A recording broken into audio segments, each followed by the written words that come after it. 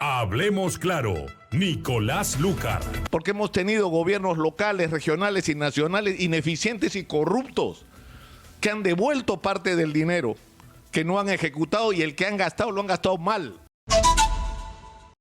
La campaña electoral ha permitido introducir en el debate nacional un tema absolutamente relevante, que es el que tiene que ver con el papel de la minería en nuestras vidas. Y lo primero que deberíamos buscar como consenso es precisamente ese que señalo. La minería es la principal fuente de ingresos del país. Es en este momento nuestra principal riqueza y nuestro principal patrimonio. Y esto debería ser aceptado por todos. Es decir, tenemos que explotar ese mineral. Y de ahí, el siguiente paso tendría que ser ponernos todos de acuerdo, es que la explotación de ese mineral tiene que hacerse como se está haciendo en la mayor parte del mundo, respetando los estándares ambientales, porque hay que reconocer que la afectación, es decir, la intervención sobre la naturaleza produce efectos, pues no nos engañemos.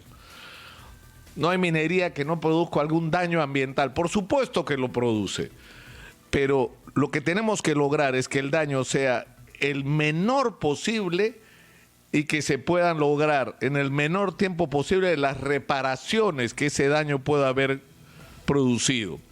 Pero que tenemos que poner en la balanza el equilibrio en que ese daño, que debería ser menor y reparable, con los beneficios que la explotación de ese mineral va a traer para el destino del país.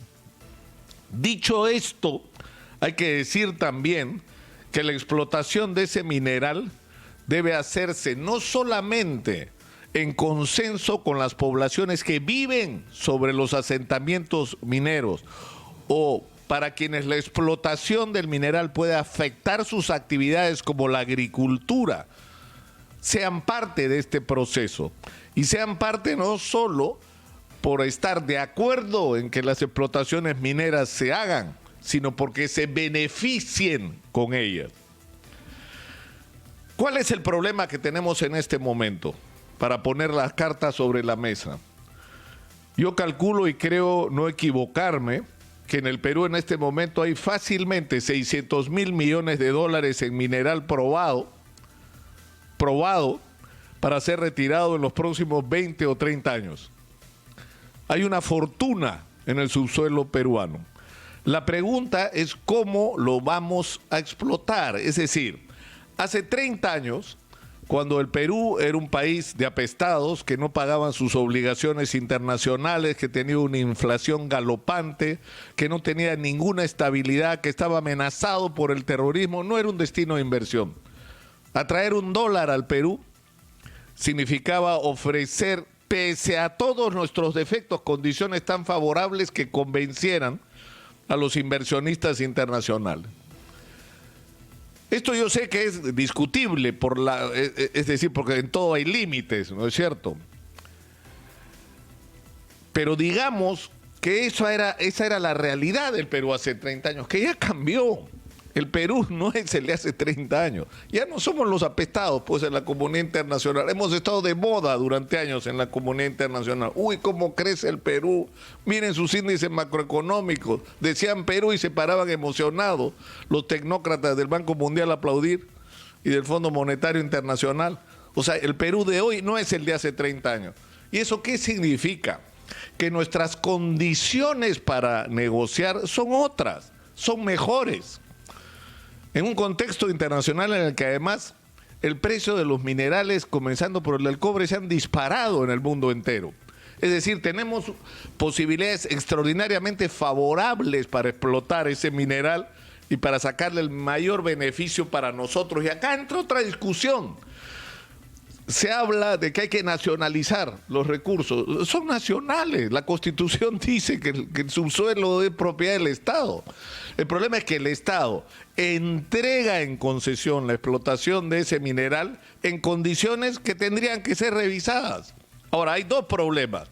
Los contratos ya firmados que hay que ver en qué medida pueden ser realistamente modificados para bien.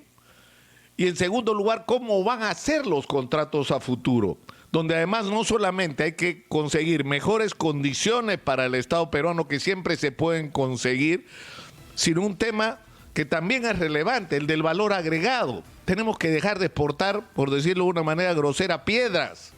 Tenemos que dar un salto en el Perú hacia la industrialización. Y una oportunidad es el litio. O sea, ¿por qué vamos a exportar la materia prima más básica del litio y no dar un paso adelante, incluso como ha propuesto alguno, lanzarnos a la oferta mundial de que tenemos el litio, hagamos juntos las baterías que el mundo necesita? Todo esto debe ser parte de una discusión absolutamente racional, inteligente y realista. Pero ¿saben qué? Ese no es ni la mitad del problema. ¿Eso es un problema? Sí, señor. Y hay que discutirlo sin miedo, sí, señor. ¿Y que va a haber modificaciones? Seguramente, todas las que se puedan. Y todo lo que haya que sacar de acá para el futuro debería hacerse con las reglas de hoy, no con las reglas de hace 30 años, por supuesto que sí. ¿Pero eso resuelve los problemas de la gente? No los resuelve, pues. No los resuelve, porque no se trata de tener que nos den más que de la repartición entre lo que se llevan las transnacionales, porque las necesitamos. O sea, tenemos que entender eso también. Nosotros tenemos los recursos, pero no tenemos ni el dinero ni la tecnología que la tienen ellos.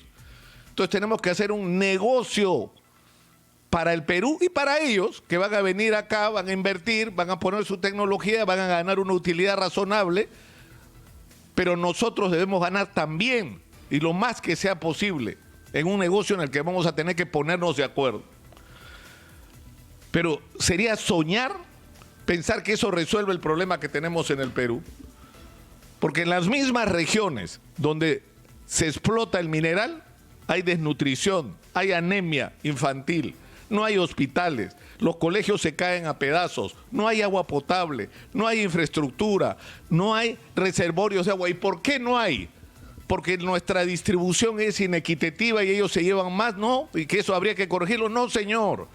Porque hemos tenido gobiernos locales, regionales y nacionales ineficientes y corruptos que han devuelto parte del dinero que no han ejecutado, y el que han gastado lo han gastado mal. Porque se han hecho obras que no eran prioritarias, se han hecho obras sobrevaloradas, se han hecho obras que no se han terminado, se han hecho obras envueltas en escándalos de corrupción vergonzosos, porque se ha afectado, entre otras cosas, la salud y la vida de los peruanos. Entonces, si no cambiamos eso, la manera como se gasta, y eso nos lleva al tema de la corrupción, no vamos a ir a ninguna parte como país. Podemos sacarle, no el 70, el 80, ya soñando, ya ¿cuánto quieren sacarle a las transnacionales a favor nuestro? Lo que quieran. Y vamos a resolver el problema así. Hay quienes proponen, como Keiko Fujimori, que hay que darle del 40% que no se gasta, repartir la plata entre la gente. Eso puede ser un alivio para la gente ahorita, en este momento, si eso pudiera hacerse para enfrentar la crisis del coronavirus. ¿Pues eso va a resolver el problema de la gente?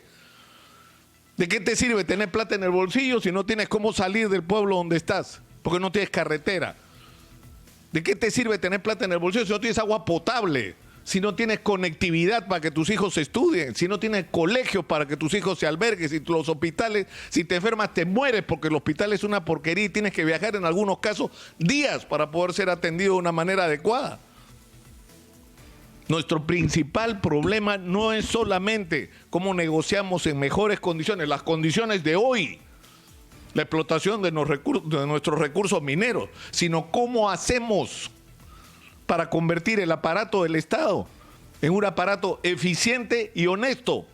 Y eso tiene que cambiar, y eso tiene que ser una prioridad, y eso tiene que ser agenda nacional de discusión. Por eso a mí me preocupa tanto que la señora Keiko Fujimori no sea clara.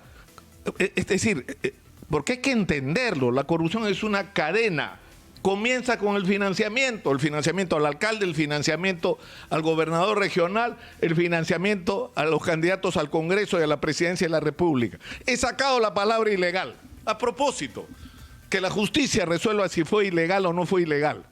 Pero ese procedimiento esa práctica, ese modus operandi de te doy dinero en la campaña y tú después gobiernas en función no de las necesidades de la gente, sino de las necesidades de tus auspiciadores electorales. Ese es un problema. Y eso es una discusión que hay que plantear abierta y claramente con Keiko Fujimori, pero también tenemos una discusión con Pedro Castillo. Pero por supuesto que sí.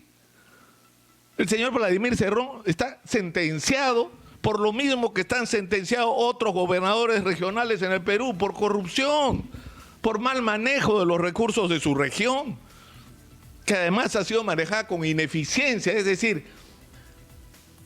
estamos enfrentados a problemas reales como país y tenemos absoluto derecho a demandarle a los candidatos que nos den respuestas coherentes sobre cómo vamos a hacer para pasar de ser un país que posee extraordinarias riquezas a un país donde, y que eso además es un país donde no se han resuelto los problemas más elementales de los ciudadanos, a un país moderno y un país con esperanza. Esa debería ser la discusión en este momento. ¿Cómo hacemos y qué nos proponen para salir de la situación en la que estamos? Más allá de la demagogia electoral. Hablemos claro, Nicolás Lúcar.